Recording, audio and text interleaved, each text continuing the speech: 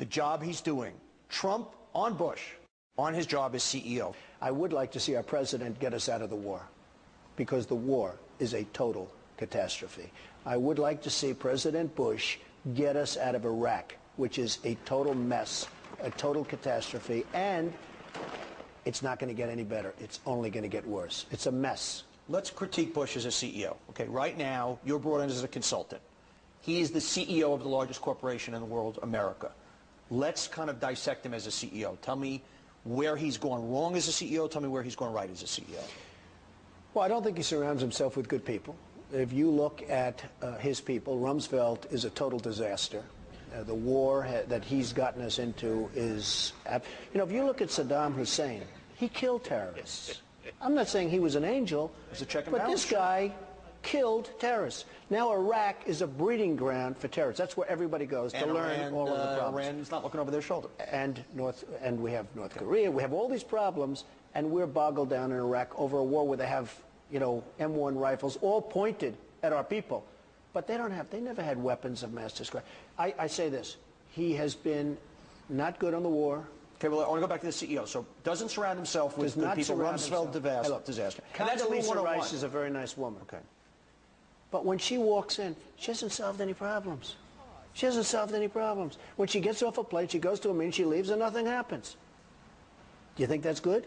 No. Okay. Surrounding yourself by wrong people, not being nimble at changing courses. Or like if you're building a building and all of a sudden there's a labor strike, you're making moves. like okay. This. Give me some more CEO critiques. Really kind of as a manager, because that's what he is at the end of the day, a very poor one. Well, you'd have to ask me specifics. I mean, give me a specific. How is he as far as a leader itself, leadership skills?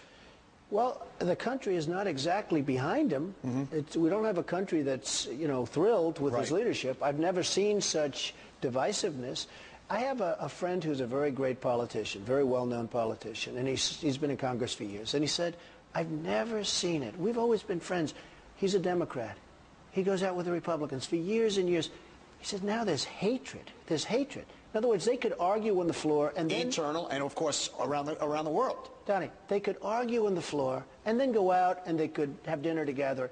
He said the level of hatred between all of these people is so incredible. He's never seen it anymore, where you can't even talk. And if you speak to somebody who's a Republican, it's like it's just unbelievable. So, lesson number 3, a good CEO forms consensus. Complete disaster there. A total disaster there. Having a plan. I've never seen a country with so much hate as we have. I'll tell you the other thing. The rest of the world hates us. Well, after the World Trade Center catastrophe, for the first time ever, the world wanted to help us. It's the first time. First time we needed help.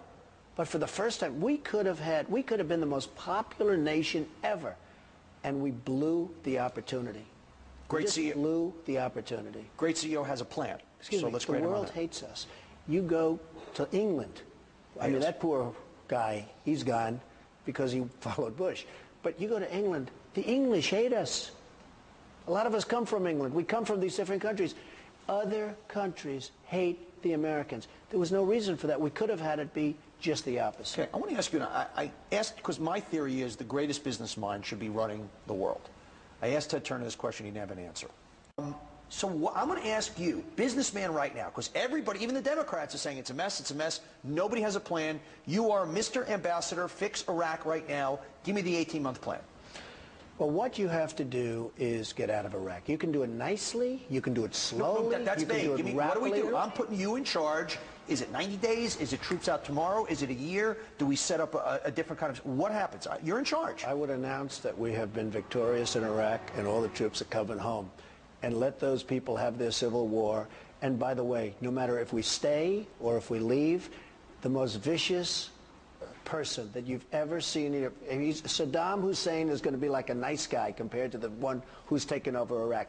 Somebody will take over Iraq, whether we're there or not, but probably when we leave, will take over Iraq. He will make Saddam Hussein, and I say he because it will be a he in this case. This is true. He will make Saddam, in that part of the world, it's going to be a he.